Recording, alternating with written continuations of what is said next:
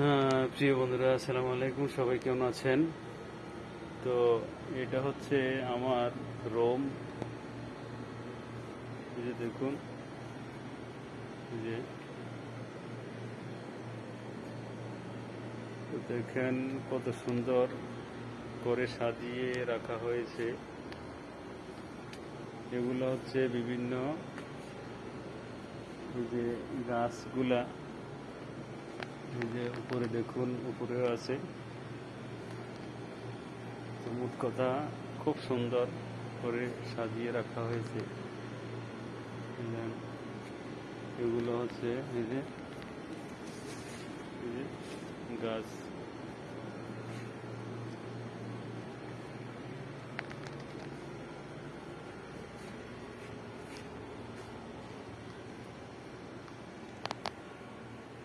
في كل مدينة تكون